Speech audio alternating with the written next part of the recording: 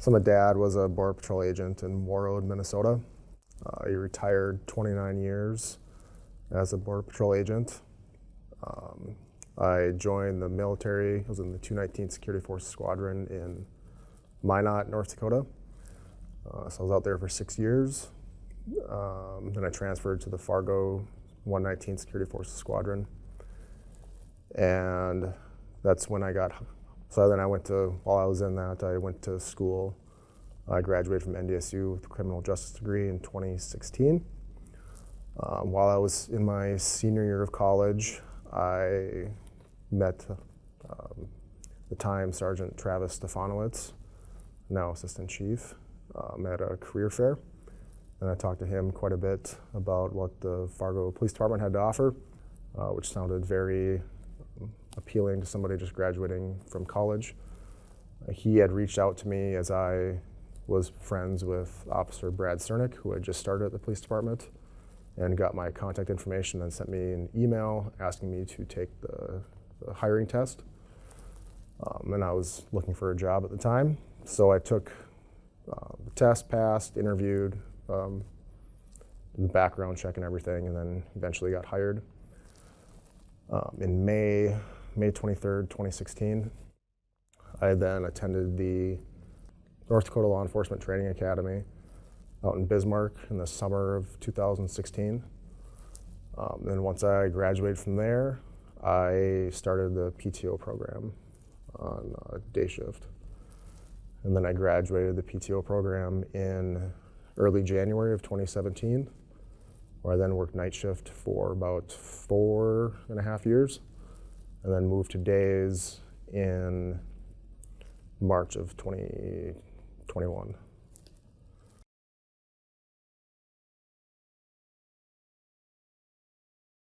So the reason I chose to become a Fargo police officer was all the options we had for an officer growth.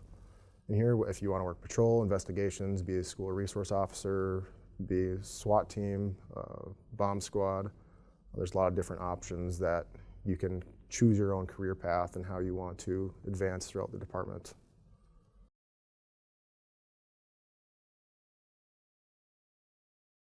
The reason I chose to become a patrol training officer was I had very good trainers that I came in to the department not knowing a whole lot, not knowing how to be a police officer.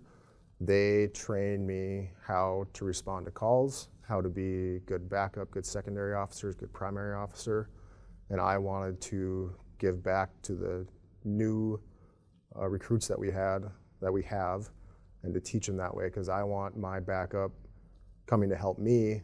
I want them to be trained and know what to do when they get there, because if I'm in need of help, I want them to be able to respond appropriately to help me out in whatever situation I'm in.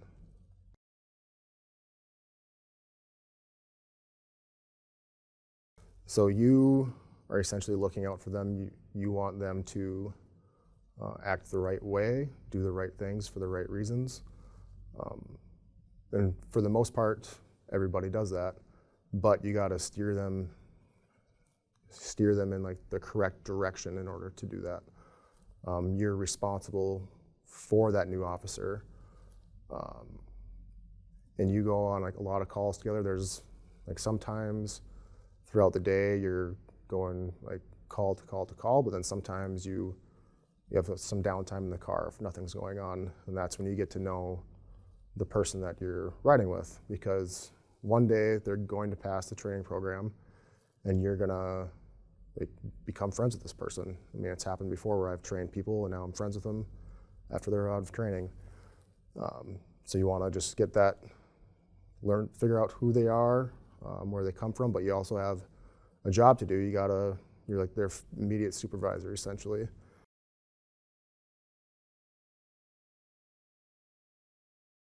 So Jake had completed phase A and B. Training's broken down into 4 phases, A, B, C, and D. Then you have a midterm between B and C, and then a final. So Jake had completed phase A and B, then was on his midterm. Midterm is about 5 to 8 shifts, depending on kind of how the schedule works. Him and I, we were on our 2nd week together. I think we had a 3-day week following by a 5-day. And so the second week, it was Wednesday. I was gone on Thursday at training, and then Friday when this happened. And before all this even happened, when we were driving, shortly before the call for service, he was just asking how he was doing. I said, "You're doing fine, just keep doing what you're doing and you're gonna pass." And everybody gets nervous because you're being evaluated all the time.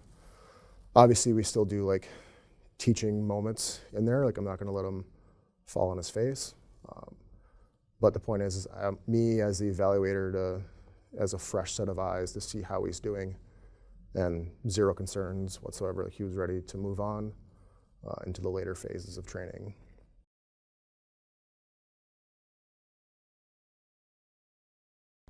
Briefing typically lasts for about a half hour. Then Jake had set up the squad car, drove it outside. I go put my stuff in there, and then we go out for the day. But I was gone the previous day, and he had a bunch of reports that he still needed to finish up. And so we spent a large amount of time throughout the day, just him trying to get caught up from the day before, which is common. You got a lot of stuff going on. You got training paperwork you got to accomplish, and the reports on top of it. It can all add up pretty fast, but he was taking the initiative and using good time management to get that done. And then we had gone on a car accident earlier in the day, handled it, no issues. Nothing else really sticks out. It was just playing a lot of catch up from the day before. And then we were actually at the station when this accident, we were driving back to the station when this call came out. Got to the station. Jake was signing onto a computer, getting ready to start his reports. And then we got asked to respond as a secondary officer to help Officer Haas and Dotis out with interviewing some witnesses on that crash. When we first got on scene, Officer Dotis approached us and said that they had like 6 witnesses to interview. Just asked if we would help out with that. It was towards the end of the day, and being a new officer can sometimes take a little bit. We had no issue stopping to help out. As soon as we got there too, the fire truck was going to take off. Those guys were going to leave. They weren't needed anymore. And so Dotis and Jake began walking to the side of the road to go speak with the witnesses. I just wanted to look at the car quick, see where the damage was. So that was just like front end minor damage. And then I was walking back to just go move the squad car quick when the shooting began.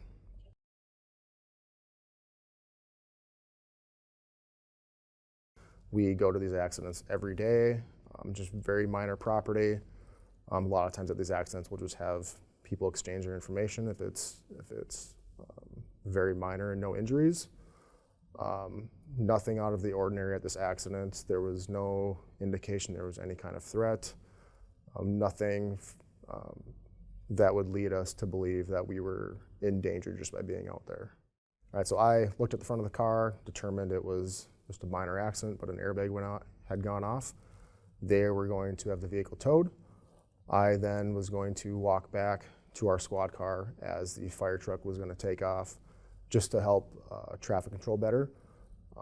We had a stalled vehicle in the middle of the road. I didn't want somebody to drive by and rear-end that car and cause another accident. So as I began to walk back to the squad car, I had made it like a step or two past the rear of the vehicle that was involved in the accident when the shooting started. So the other 3 officers when the shooting occurred were directly to the north of the suspect vehicle, maybe within 20 yards of them. Did no indication whatsoever that this was going to happen to them as they were walking over to talk to the witnesses. Officer Dotis had already had one of the vehicles pull off to the side of the road before I'd even gotten there. And then the other vehicle on the road, the driver, she was already on the side of the road with the other officers. So the car was empty, there's nobody in it at the time. I'd walked to the back to the the victim car in the middle of the road. Had walked a step or two past it, yelled at Officer Dotis that I was going to move the car. It was hard to hear out there. There's traffic going by. And then I remember them looking over at me, and then all of a sudden the shooting just started. I was by cover. I was concealed from by that vehicle being there. So I immediately drew my pistol out, called over the radio, 8 shots fired, and then was trying to find out where they were coming from. I then saw where the individual was at because he had gotten out of the car at that point and returned fire towards him. After I did my first set of shots, he ran around the back of his vehicle and I lost sight of him. I again called out on the radio that we had shots fired, not knowing at the time that 3 officers and a civilian had been hit. He then started shooting again, and I had a good line of sight from where I was at, and I engaged him again from the front of the victim vehicle in the middle of the road. I didn't see them right away. I was focused in on him, trying to get him down, but I didn't know that the 3 were down until the suspect dropped, and that's when I ran around the vehicle, saw the 3 guys on the ground, called it out, and then pushed past them because the suspect still wasn't down yet. He wasn't determined to be not a threat at that point. Since there were verbal commands, he didn't listen. He continued to have a weapon in his hand. I continued to engage him. Had to reload my pistol, engaged him again, and then I knew I had to get closer to him because at first the initial volley of shots was about 75 feet. And then after that, I knew I had to get closer because that's a fairly good distance with a pistol. I knew those guys needed medical attention now. But I knew I had every officer responding that was available. And I just needed to get that guy down, detained, just to get those guys help because, I knew it was a rifle, didn't know what kind, make, model, anything like that. But they were down, they weren't moving. So I had to get him detained before I could worry about anything else, because if he's not detained, then all of us are still at risk of being hurt. Moving out in the open, I lost all cover and concealment. I was out in the open essentially, but he was down on the ground and his car was between him and I. And I knew he was down. I saw him fall. Didn't know if he was just wounded, if he was deceased. I had no clue. So as I pied around the front of the vehicle, which is what we're trained to do, play your angles, give yourself a better position than what suspect has on you.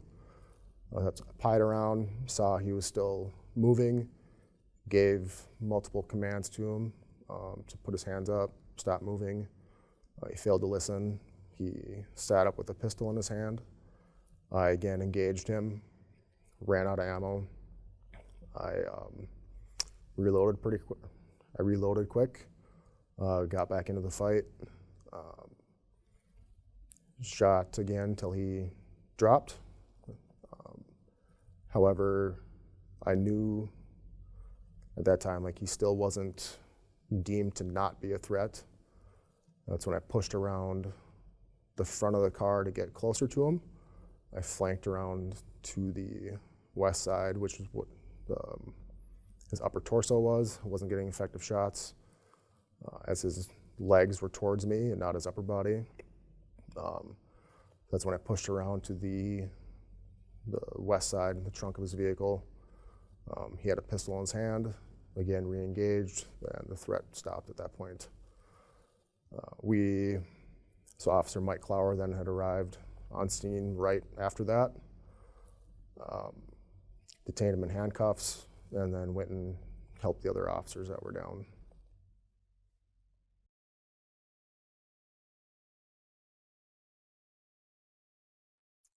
Just kept breathing, tried to control my breathing, stay focused on the threat because, you know, he's not down yet. He still poses a threat till he's deemed not to be one. So I just stayed focused on that. I mean, we're trained to, like an active shooter situation, you gotta go push past all injured people until the shooter is deemed not to be a threat anymore. It's still an active situation at that time where we need to get to him. We need to get him either detained or eliminate him. And it got to that point where he just had to be eliminated. I think the big thing was being physically fit, able to handle the stress, the breathing, being mentally aware through like training on what you need to do, what task has to happen, and then like your communication. You got to be talking, your breathing, verbally saying what you want the person to do, because every shot's got to be justified. You got to know your use of force, what needs to be done, and what use of force is applicable.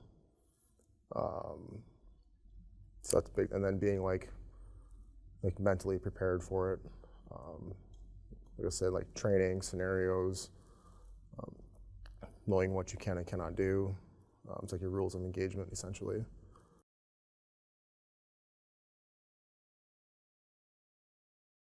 You gotta let people know what's going on and where you're at. Otherwise, nobody can respond to help you. You need to let them know what they're coming into, so the officers are mentally preparing on their way there. They may be coming from all the way across town, they may be coming from the station 10 blocks away, but that gives them a little bit of time to know what they're coming for. And so you're trying to get as much information out as efficiently as possible. Then while you're doing that too, you're still in a gunfight, you're activating, you're perceiving the threat, what to do, what the appropriate actions are that you have to take. And then communicating towards the suspect what you want him to do. You may get good shots on him, he may drop and give up. That doesn't mean you can go up and continue to shoot. Then you go up, you detain him, you have somebody post security on him, and then you tend to the innocent people and the police officers. But you have to be like clear and concise with your statements that you're issuing. Hands up, drop the gun, stop moving, all those. And it's simple, clear commands. So it's like there's no doubt what you want that person to do.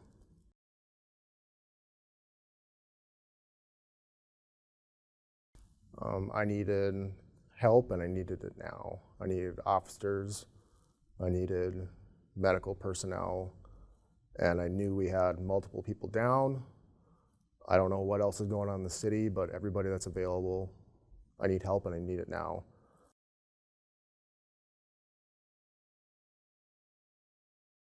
The gravity of everything hit like right after probably like the guy got detained, and I remember thinking to myself, I did the whole like check on myself, like am I hit or whatnot. I never said anything like verbally, but I was like, all right, feel your arms, feel your legs, wiggle your toes. Like, are you hit, are you injured?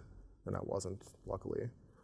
Telling myself just to calm down and relax and get your breathing back under control. You're no good to anybody if you can't think straight.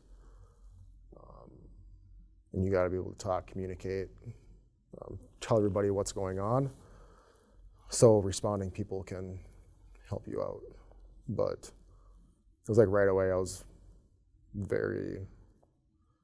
it hit me right away. Then getting back in the station, and you got guys coming in on their off time, walking by the supervisor's office, like walking by, seeing me, coming in, giving me hugs, and it was Still doesn't even seem real that it all happened.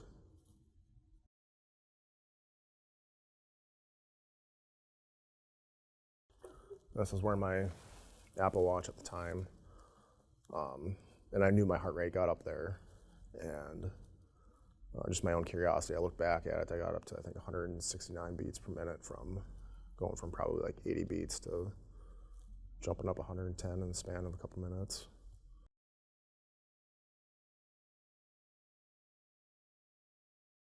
I saw all three of them laying on the ground. So it was Jake, Andrew, then Tyler. I saw Jake, saw it was fatal wound, moved on to Andrew. Andrew was laying on his back. He was still moving. He still had all his uniform and everything on at that point. Fire department, they had just thrown it in reverse and waited it out until they determined they were good to come up. So then I stayed with Andrew. Officer Dirk Tiedemann had arrived right around the same time, I think, that I got to DOTUS. Started like triaging him, figuring out where he's wounded, how can we help him, what do we need to do to get him out of here. Remove his vest, duty belt, cut his clothes off. Saw that he obviously had multiple injuries, gunshot wounds. Fire department paramedics were great at figuring out what to do. We just get the basic trauma stuff, but they obviously have a more training experience dealing with gunshot wounds than all of us do just by their job status. We got Officer DOTUS loaded up fairly quick and off to the hospital like, immediately. I personally didn't go over to Tyler. There was a lot of people that got on scene very fast as soon as all the shooting stopped. And everybody was finding work to do. So then I was mentally aware that what I was just involved in. I was involved in an officer-involved shooting, and I needed to remove myself from the situation. Now that the scene was safe, there were other people there, medics were there, fire department was there, and then I needed to remove myself from the situation. And so then I found the first supervisor, gave a quick statement, what happened, basically, which direction I shot, suspects, victims. And then I got paired up with Officer Scott Normandin, and him and I drove back to the station and waited for further instructions.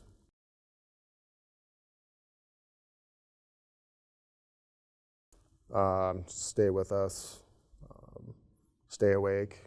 He a couple different times closed his eyes, gave him a sternum rub, woke him back up.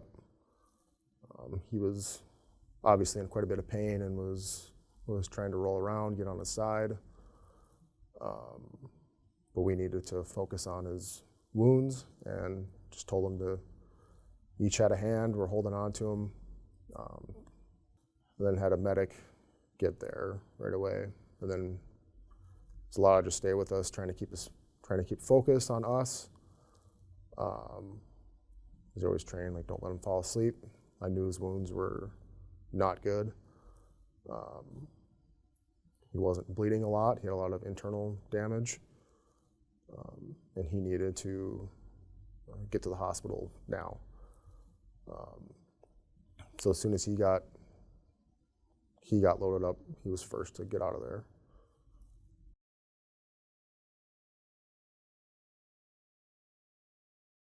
I did not think Andrew was going to live, like, at all. I'd watched the color from his skin just go away, and I knew he was losing a ton of blood. And I mean, I've seen people that have been shot before and where they're still alive, but then they get taken away and they die. He looked just like that.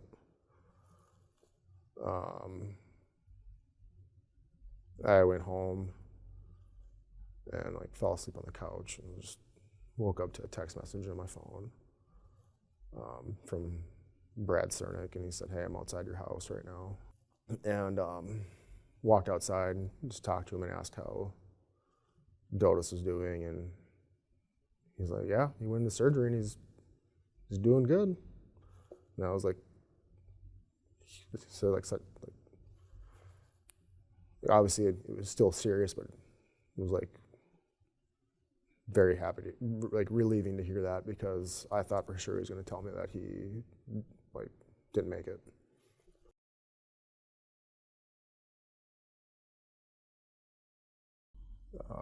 Probably like on my way home when I left. I didn't leave till 8:30, 9 o'clock. I called like my wife right after it happened. I think when I was still on scene, just said, "Hey, there was a shooting. I'm okay." Just let everybody know it's going to be a big, like it's going to be on the news, so let everybody know.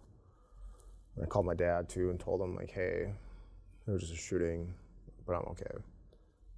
And then nobody really knew that I was like outside of like the PD, like no family or anything knew that I was like involved in it until like I like got back to the station, I think, and then I called my wife again, just said, "Hey, I just shot a guy, and I'm not going to be home for a while, but I'm okay." And then let her know that like 3 other guys got shot, and then on the way home, called my mom and dad too, and let them know that I was involved in it, and because they didn't know anything, I've called them before when I've been at critical incidents and just said, "Hey, I'm fine." I think it's like obviously like check for me too, because I was very, very lucky that I wasn't right next to them, because it would have been all 4 of us then.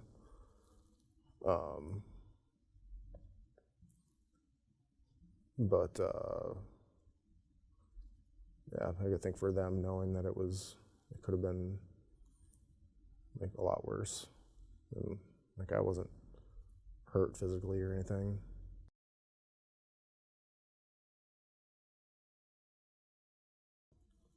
They all just started crying right away, basically.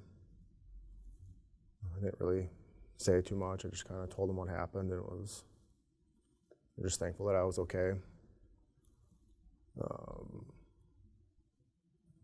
Yeah, just a lot of emotions. Obviously, they didn't expect to get a phone call like that on a Friday afternoon, because I called my dad. He's like, "Hey, Zach, how you doing?" I'm like, "I was just in a shooting." He was like, "What? Like, you okay?" I'm like, "Yeah, I'm fine." But he's like, "All right, call me later." Then I called him on the way home, or then I think I said I was involved in a shooting, not was in a shooting. But he said my voice sounded different too, and he knew that, like, just his gut, probably fatherly instinct, knew that I was involved in it, but obviously didn't know the whole, like, nobody would have thought this would have happened here, right? But it did. And I don't know, it was a bad, bad day.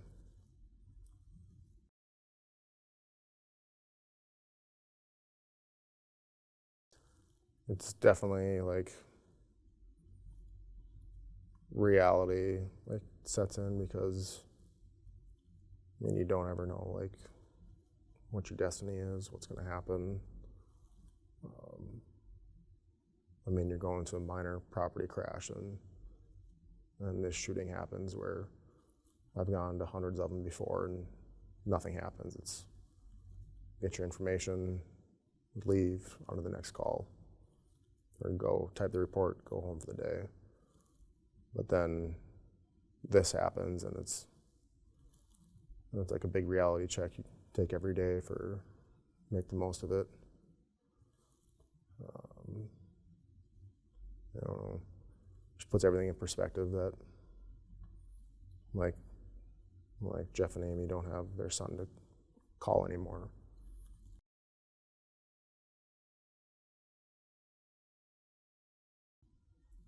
When I was like sitting at home on leave, I mean, it was nice to be home, but then you're just, just sitting at home, like watching TV, wasn't doing anything productive with my life, other than like being a dad and taking care of a 2-year-old, which is fun too. But it was just good to get like structure back in. Still like plays in my mind like 1,000 times a day, and still doesn't seem like real that this even happened. Last 2 months have just been like a whirlwind. I've had people reach out, very thankful for everything everybody's done for me.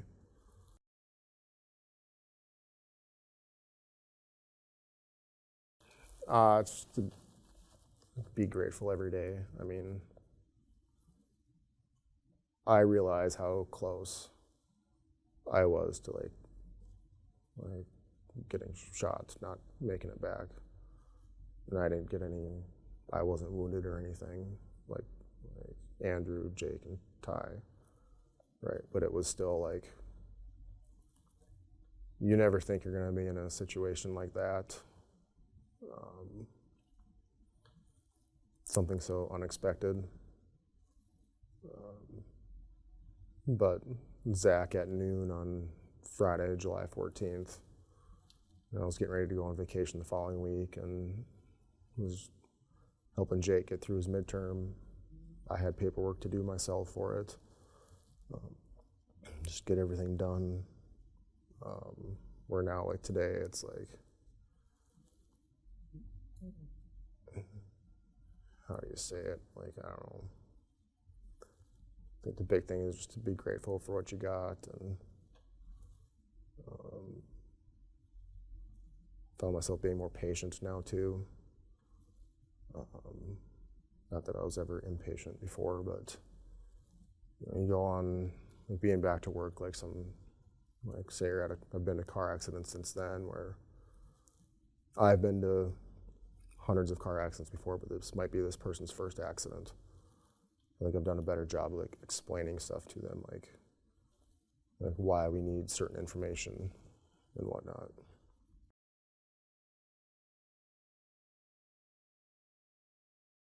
No, I wanted to come back right away. I was obviously needed the time off, but when I had the opportunity to come back, I took 1 week off for myself, and then I'm sitting at home like I need to get back and get around everybody, see everybody again. I knew when I came back it was going to be a lot of conversations with people asking me how I was doing, which I'm very grateful for. But I was glad to get back and see everybody again, because I had been very busy those couple weeks. Like my wife told me, like, you were off work, but you weren't really off. Like, you were busy every day. I'm like, yeah, I know. There's a lot going on, a lot more than I ever thought would be going on. But there's no question, like, I wasn't gonna not come back to work. Like I wasn't job hunting or anything. I'm fully content where I'm at right now.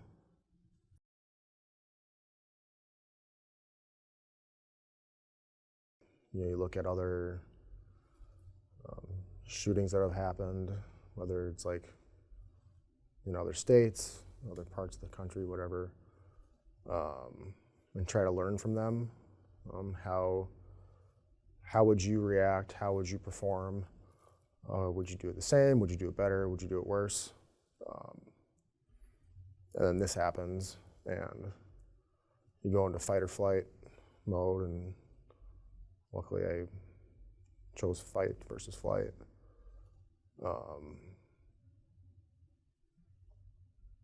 But yeah, I don't think I ever had like the worst vision. Obviously, like probably there's been some pretty high profile like school shootings and stuff lately, and you hope you'd react and stop the threat as quick as you possibly can. But you don't know how you're gonna respond, how you're gonna react until you get in that situation. And I had my situation. I reacted and didn't freeze, wasn't thinking about what to do, what should I do, like what's policy say. It was, I just reacted. I didn't have to think about it, which is how you're trained to do. You shouldn't have to think about it in a situation like that. It should just be all reaction.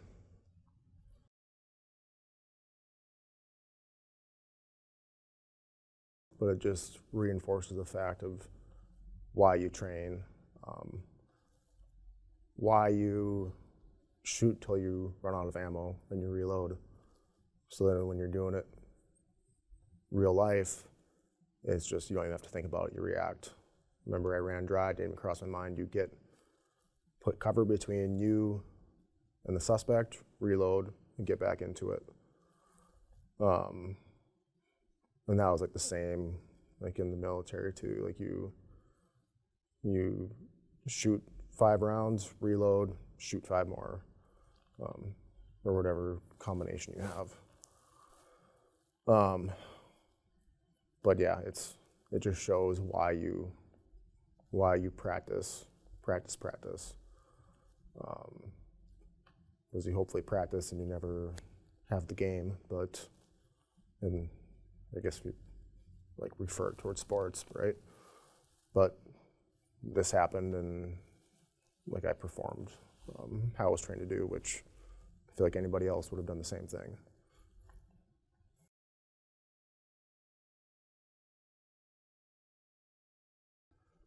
Very grateful for the community, even just like driving around, seeing all the blue lights, everybody that obviously cares about all of us. And I know, just not just me been checked in on, it's been every member at the department. People have checked in on them to see how they're doing too, because everybody was affected. I mean, I just happened to be the right place at the right time, but it could have been anybody else too.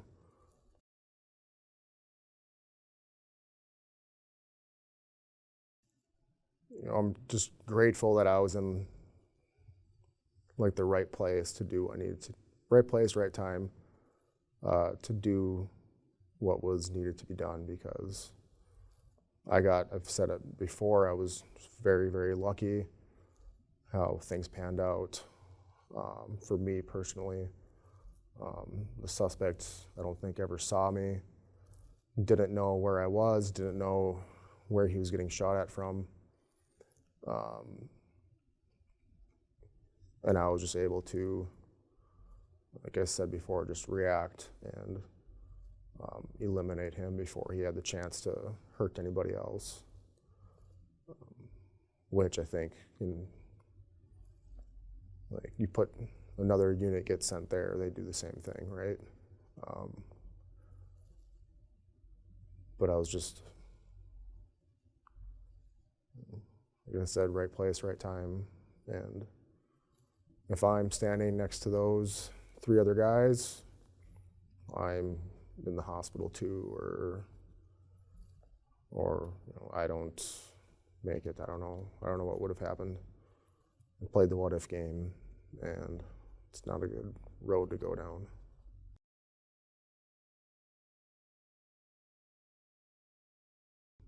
A lot. I don't know, like what would have happened had he been able to get away, because I've seen pictures from the street fair before, and I know a ton of people go there. I talked to, when I met with the Attorney General, and then when I met with U.S. Attorney Max Schneider, and his office overlooks, I think, 2nd Avenue North or 1st Avenue North, looking towards Broadway. And he said he looked out the day of that shooting when he found out, and people were just packed in there enjoying a Friday afternoon.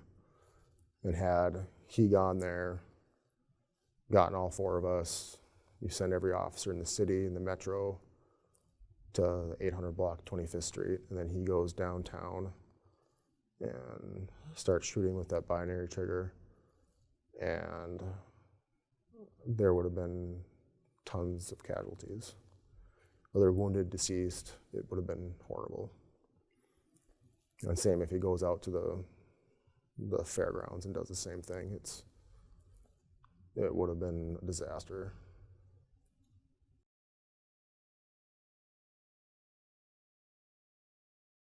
When I'm not working, my son just turned 2, and he acts like he's in his mid-2s. As far as like hobbies, I like to go golfing, play hockey. 2-year-olds kind of pump the brakes on that. But going to work out every morning, that's one of my big hobbies, is going to the gym before work. Try to go like deer hunting every year. So hopefully November I'll get out. Pheasant hunting. Just like to be outside, and I get sick of being inside.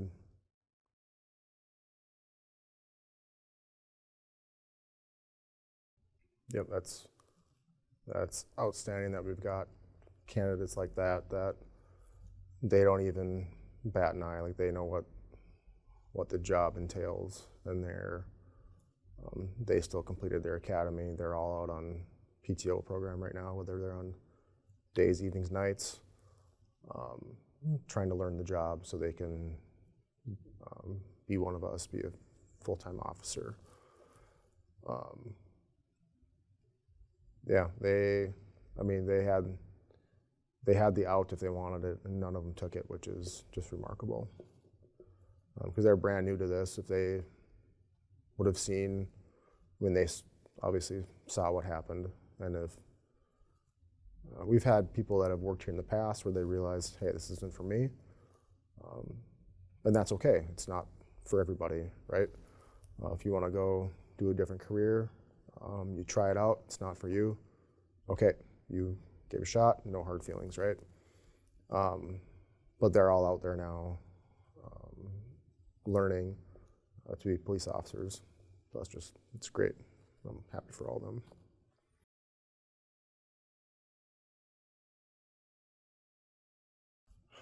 At the time, I didn't have time to think about that. I had so many things going through my mind at that moment where, in hindsight, yeah, it was bad. I had no backup. I needed help, and I needed help now. I just needed another set of hands just to help me with everything. But at the time, I didn't have that. You work with what you got, and I had me. So I knew that I had to keep pushing forward. I knew I had to get this guy down, need to get him in handcuffs. What that took was deadly force. But then I knew too, once I got the radio transmission out, that I had everybody coming to help me. And I could hear the sirens. I mean, you can hear them from a ways away. And I know everybody was trying to get there as fast as they could. We usually send 2 people to call for service, depending on what it is.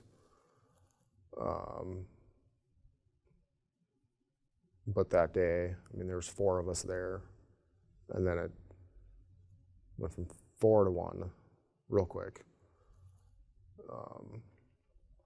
Yeah, it's like going back to earlier where you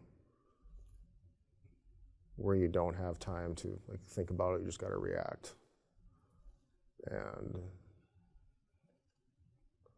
I'd get on the radio, tell people what you need to be clear, concise, to the point with what you need, so everybody knows. That just comes with time and experience, like getting out pertinent information. I had people there within 3 minutes, which seems like it is a long time when you're in that situation, but in the grand scheme of things, it's pretty quick to get people there. That many people there, that many resources.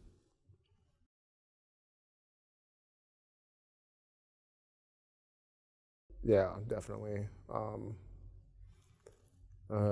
So Andrew and I, we worked on nights together, and then days, and Unfortunately, I didn't know Tyler very well. He's in training.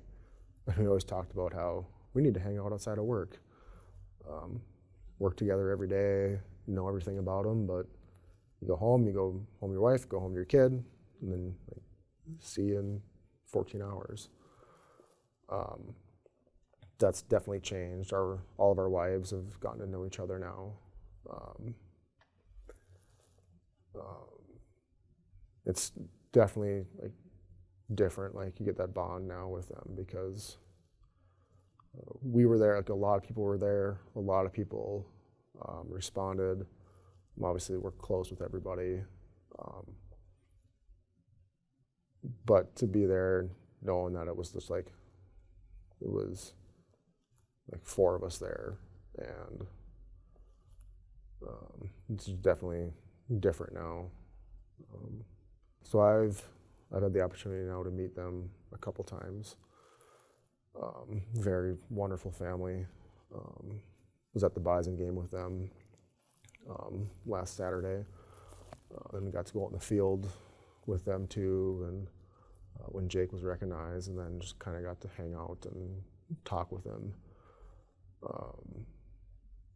at the football game, which is really nice because they live 3 hours away. It's not easy to see them on a regular basis, but just cherish the time we get with them. I don't even know what they're going through. They got, after having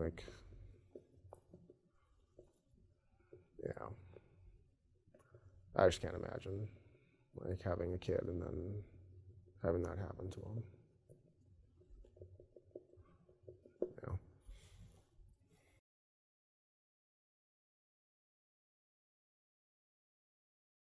So I knew there would be the people in Fargo, but I did not expect to be in Moorhead, Dilworth, Glendon, Audubon, Holly, Lake Park, all the way to Pequot Lakes. I had no idea that was going to happen.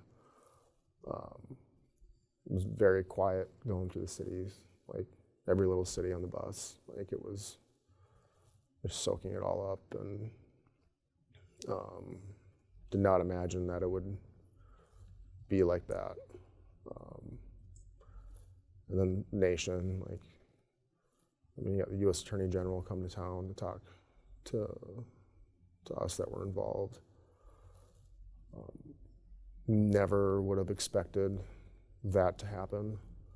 Having the video being broadcasted everywhere on the news, and something I never thought would happen. I knew locally it would happen, but as far as getting out there and having it be seen everywhere was just, did not expect it to happen.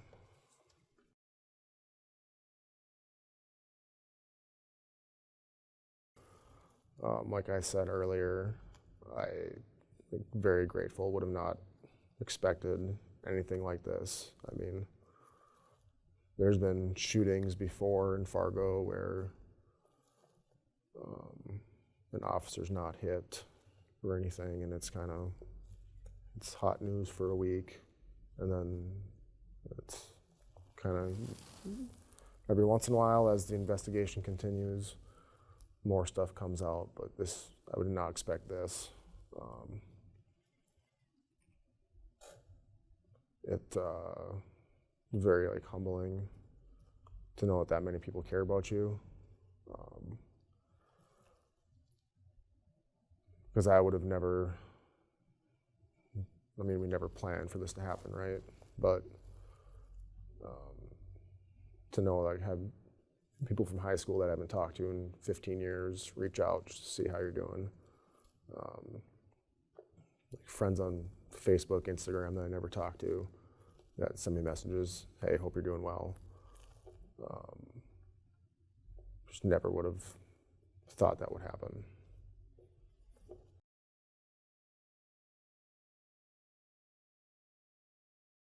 So I left the house at 4 o'clock, and she was fast asleep still. So, but she obviously texts me when she wakes up, and Um, it was good to get back. I didn't have like the jitters coming back. I mean, I was paired up with another officer, which was good. Rode in the passenger seat. Just luckily we didn't have too much going on that day.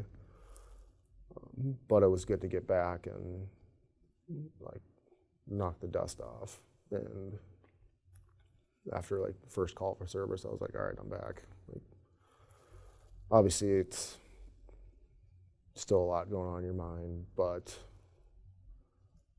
being paired up with somebody, like one of my friends helped out quite a bit. Then too, I think Ashley knew that I was ready to go back.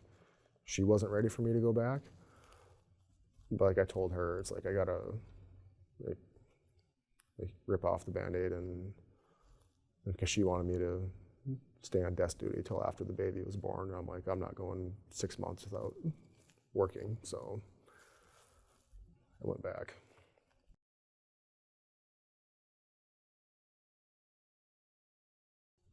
I think now after like going through this situation, say, like, God forbid this happens again, but say like a scenario similar happens, right? I can be like, talk them through like, hey, this is gonna happen. Everybody's very grateful that you're okay and whatnot. You're gonna have a lot of people try to contact you and try to coach them through that. And just be like a good resource for, I'll keep doing PTO. I don't have any regrets doing it. Looking back, like nothing could have been changed that day. With the PTO trainee, like I'm responsible for safety welfare of the trainee. But I mean, there's nothing that could have been done differently. If I get approached tomorrow and say, hey, you're gonna have trainee for 3 weeks, it's like, okay. Like I'm ready to go back into that role.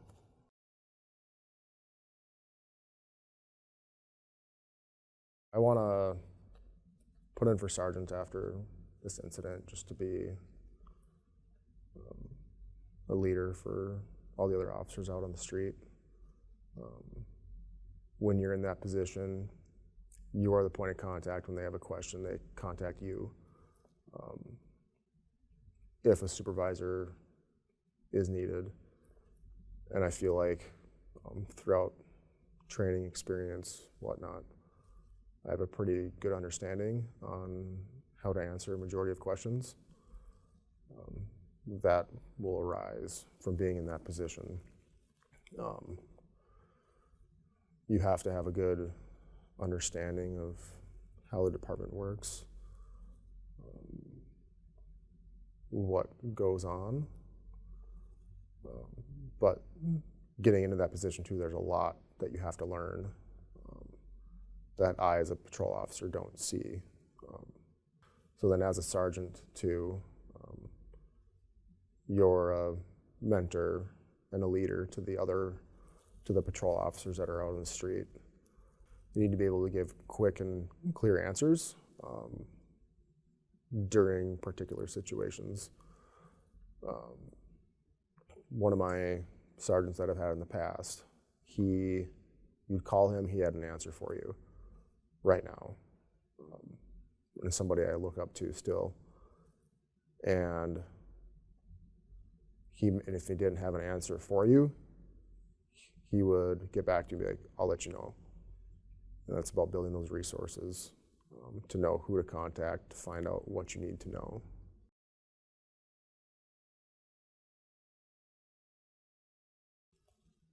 My best memory, I mean, I couldn't it's probably the memories, like the people that I've met doing this. I've met a lot of citizens, obviously, community members, whatnot. But I've also developed a lot of lifelong friends by working at the police department. Our kids play together. We have get-togethers at each other's houses. And I would have never got those relationships had I not applied to work here. Had I not been recruited, essentially, I wouldn't have all my friends. And I mean, I've got outside friends, obviously, but a lot of like my really good friends work at the Fargo Police Department.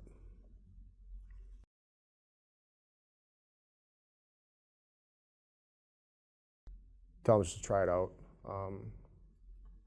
If you get hired, start training, realize it's not for you, okay, nobody's gonna think any less of you. But you may really love it and you may have fun. Come to work every day, you don't know what you're gonna encounter, who you're gonna talk to. You don't know what situations, what problems you're gonna have to solve. That's what makes it a great job.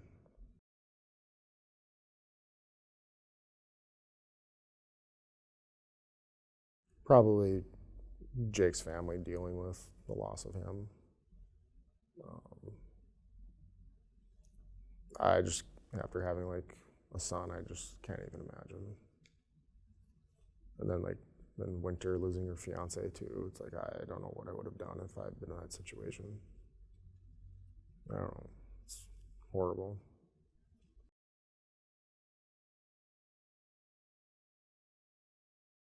I've had multiple people tell me that, like, I'm glad you were there that day. And say 23 years from now, when I hit 30 years, to have somebody come up to me, like could even be a brand new person, be like, I'm glad like, you were my supervisor. I'm glad you were there to help in this situation. Like, that's like the biggest honor to hear that from other cops, is to say, like, I'm glad you were there to help out.